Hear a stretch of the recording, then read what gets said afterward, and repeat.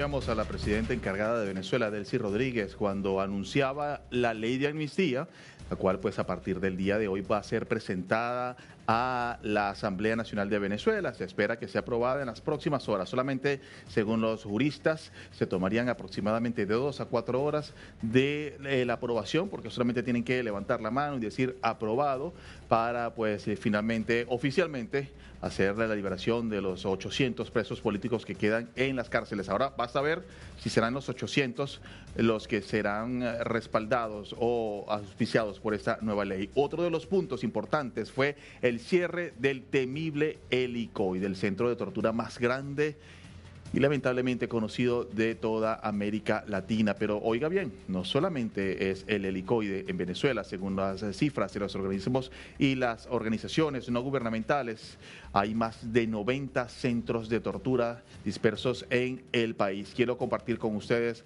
parte de estos centros de tortura. Al menos 14 están en el estado Miranda, 14 centros de tortura. El estado Miranda es un estado que está colindando con Caracas. Ahí vemos al Distrito Capital, lo que sería Caracas. Caracas está conformada por parte del estado Miranda y por el Distrito Capital. Ahí vemos como solamente en una parte de Caracas habían 14 y en otra parte hay 11 centros de tortura. En el estado de Anzoátegui, hacia el oriente del país, hay un centro de tortura aproximadamente en el centro penitenciario de Barcelona. Vemos en el estado Apure, esto es colindando con Colombia, hacia el sur del país, hacia el sur oeste del país, tenemos 3 centros de torturas. En el estado Aragua, en el centro de Venezuela, hay 3 centros de tortura. Vamos a ver, pues ahí vamos viendo los más de 90 centros de tortura en el país que está realizándose en Venezuela. Como les decía, Delcy Rodríguez anunció esta amnistía general a pocas semanas de asumir la captura, la presidencia tras la captura del narcodictador Nicolás Maduro. Pues ella presentó esta medida que abarca todo el periodo de violencia política desde 1999 hasta el presente, es decir, el periodo de la Revolución Socialista Venezolana. Esto, según informó, será lo que tratará en la apertura del año jurídico es el Tribunal Supremo de Justicia, este evento pues que se transmitió vía televisión la semana pasada y que causó tanta esperanza entre millones de personas, de venezolanos y de familiares de extranjeros que se encuentran recluidos en los distintos centros de tortura. Y hablando de centros de tortura y hablando precisamente de personas que han vivido en carne propia lo que es ser un preso de la política venezolana, del socialismo venezolano. Quiero conectarme desde España con Loren Salet. Él es uno de los más conocidos presos políticos, expresos políticos de Venezuela. En 2 oportunidades sufrió en carne propia en los peores centros de tortura. Uno es el de la llamada tumba en el propio centro de Caracas y luego en el Helicoide. Loren Salet está con nosotros desde Madrid y lo invito a que se una a esta transmisión. Loren, gracias por estar. Hola, hola amigo, ¿cómo está? ¿Cómo le va? Loren, te reconozco y te conozco, te he visto desde que estabas un bastante jovencito, muchachito, desde la época estudiantil, cuando eras parte del movimiento estudiantil en Venezuela. Háblanos tranquila y cortamente sobre por qué te han detenido en 2 oportunidades y has sido víctima del régimen venezolano. Bueno, cuando hay una dictadura, defender los derechos humanos es un acto hostil para el sistema.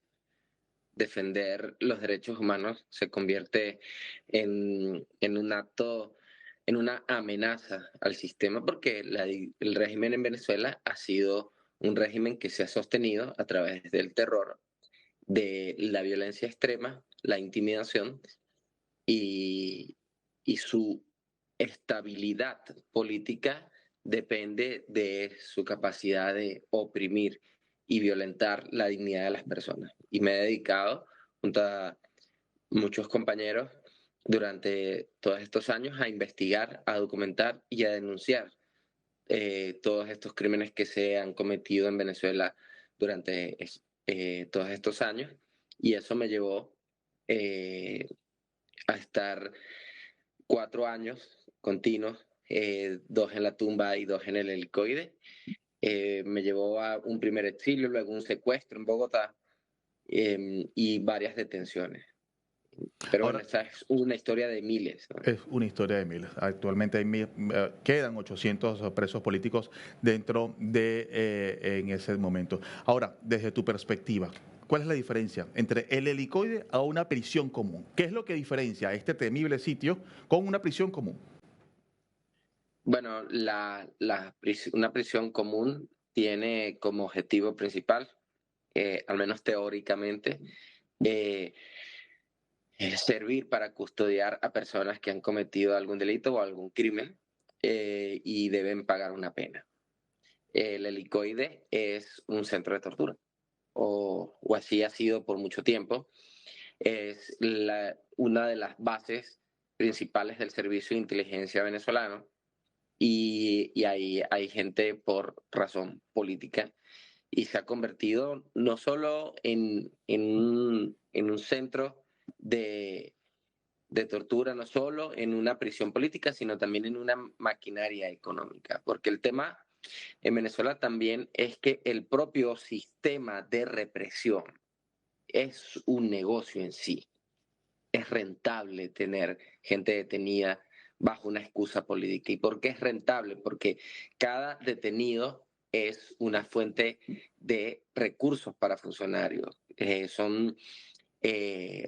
es un sistema que se sostiene y que se autofinancia a través de la extorsión.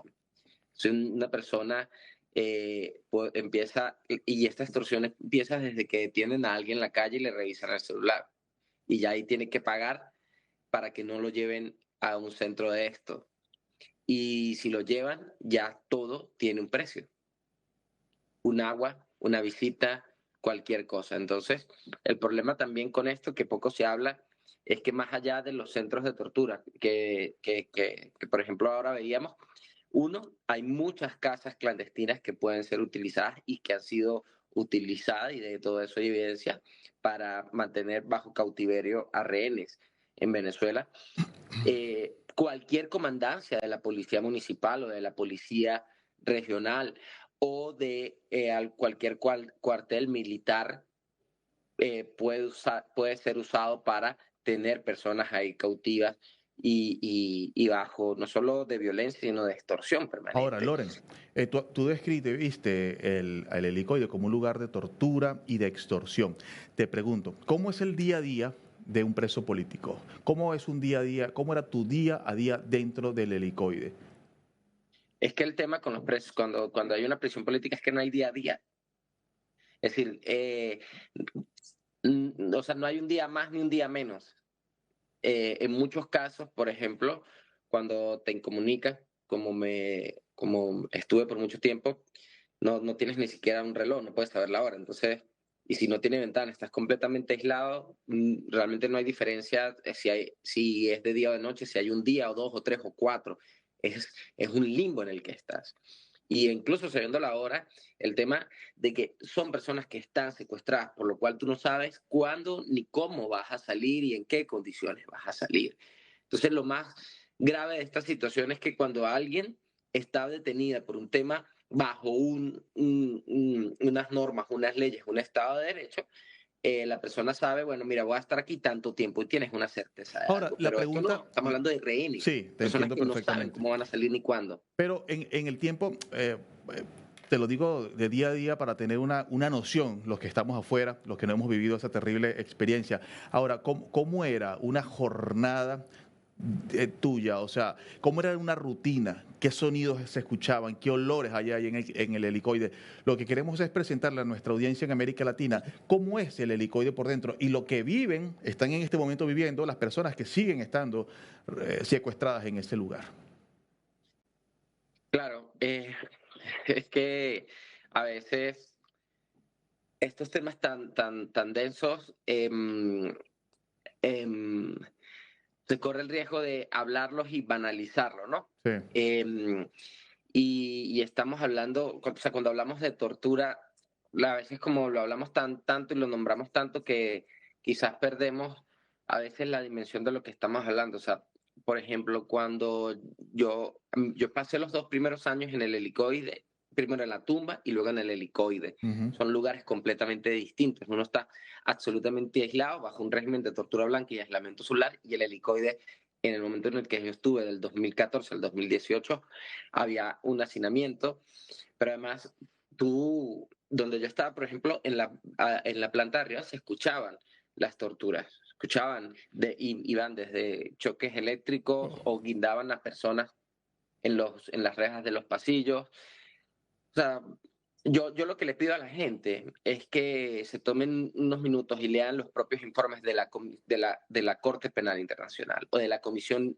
Interamericana de Derechos Humanos o del Alto Comisionado de Derechos Humanos, donde ahí se establece muy técnicamente, con evidencias, con pruebas, de cómo se practicaban distintos tipos de tortura, tanto tortura blanca como tortura física, y cómo se usaba y se ha usado el abuso sexual como una herramienta de tortura. Muchas personas han muerto ahí o se han suicidado en medio de una presión bajo tortura.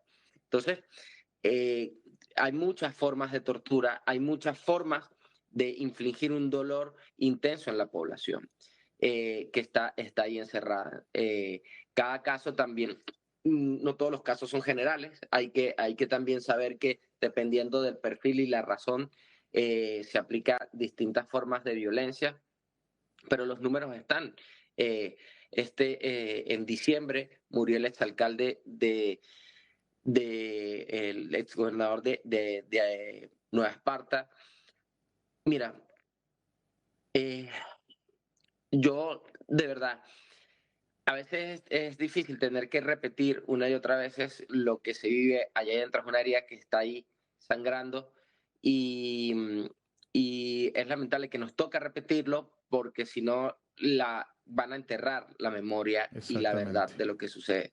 Y yo a veces pido un poco de comprensión eh, con las víctimas, con los familiares, pero también con los abogados que llevan y están investigando esto, porque hay una herida muy profunda en la comunidad venezolana que ha vivido de forma traumática esto, porque por cada preso hay Una una familia, familia. una familia. Nosotros en el 2008, en 2018, estando yo ahí, lideramos un motín dentro del helicoide. Yo les invito a que en las redes, en mis propias redes están las imágenes, fueron videos que se viralizaron.